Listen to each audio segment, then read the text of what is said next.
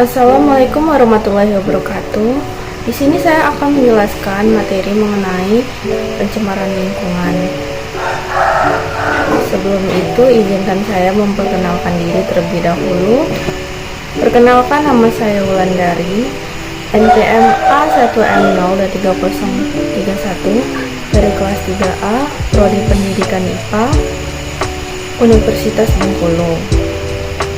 Selanjutnya kita akan masuk ke pengertian. Lingkungan. Apa itu pencemaran lingkungan? Pencemaran lingkungan adalah masuknya atau dimasukkannya makhluk hidup, zat, energi, dan atau komponen lain ke dalam lingkungan hidup oleh kegiatan manusia, sehingga kualitasnya turun sampai ke tingkat tertentu yang menyebabkan lingkungan hidup tidak dapat berfungsi sesuai dengan peruntukannya.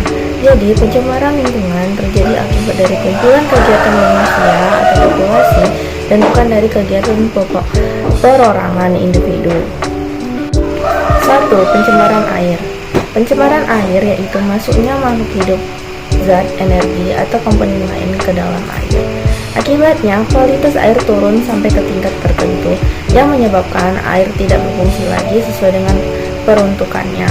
Faktor penyebab pencemaran lingkungan yang pertama, limbah industri.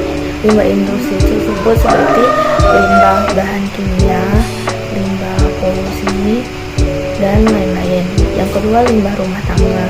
Limbah rumah tangga seperti sampah-sampah rumah tangga, organik dan non-organik. Yang ketiga, limbah pertanian. Limbah pertanian ini seperti limbah bahan kimia, pupuk kimia, dan lain-lain. Dampak pencemaran air yang pertama, menurunnya kualitas lingkungan. Yang kedua, gangguan kesehatan. 3. Pemekaan hayati. 4. Mengganggu pemandangan. 5. Mempercepat proses kerusakan benda. Cara penanggulangan pencemaran air. Yang pertama, pembuatan kolam stabilisasi. Yang kedua, IPAL atau instalasi pengolahan air limbah. 3. Pengolahan ekskreta atau rilis pendaur ulangan, ROS penggunaan ulang, reuse pengurangan bahan atau penghematan, repair pemeliharaan. 2. Pencemaran udara. Pencemaran udara adalah kondisi ketika udara di suatu wilayah terkontaminasi oleh zat-zat berbahaya yang dapat membahayakan kesehatan manusia, hewan, tumbuhan, dan lingkungan secara keseluruhan. Faktor penyebab pencemaran udara yang pertama, aktivitas alam seperti kotoran hewan. Yang kedua, aktivitas manusia seperti pembuangan sampah sembarangan, melakukan penebangan pohon, dan lain-lain. Dampak pencemaran udara yang itu yang pertama, kesehatan. Kesehatan itu berupa gangguan pada sistem pernapasan.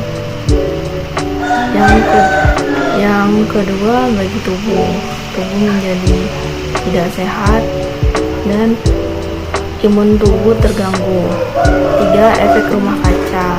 Yang keempat, rusaknya lapisan ozon. 3. Pencemaran tanah. Pencemaran tanah adalah kondisi ketika tanah terkontaminasi oleh zat-zat atau bahan-bahan berbahaya yang berasal dari aktivitas manusia atau proses alam.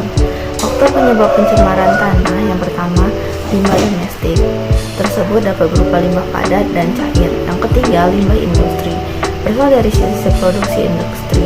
Yang ketiga, limbah pertanian. Penggunaan pupuk yang terus-menerus dalam pertanian akan merusak struktur tanah. Selanjutnya, dampak pencemaran tanah. Yang pertama, kesehatan manusia, penyakit akibat paparan bahan berbahaya. Yang kedua, kerusakan ekosistem, hilangnya keanekaragaman hayati dan gangguan habitat. Yang ketiga, penurunan kesuburan tanah, yaitu kerusakan struktur tanah dan produktivitas pertanian. Yang keempat, polusi air, kontaminasi sumber air tanah dan permukaan. Yang kelima, dampak ekonomi, penurunan hasil pertanian dan kerugian ekonomi. Yang keenam, perubahan iklim atau emisi gas rumah kaca dari bahan pencemaran. Yang ketujuh, resiko bencana atau peningkatan resiko longsor dan bencana alam lainnya. Terakhir, kesimpulan. Pencemaran lingkungan merupakan masalah aktivitas manusia seperti industri, pertanian, dan penggunaan kendaraan bermotor yang menghasilkan limbah dan emisi berbahaya. Dampak pencemaran ini tidak hanya merugikan kesehatan manusia, tetapi juga mengancam keanekaragaman hayati dan keseimbangan ekosistem.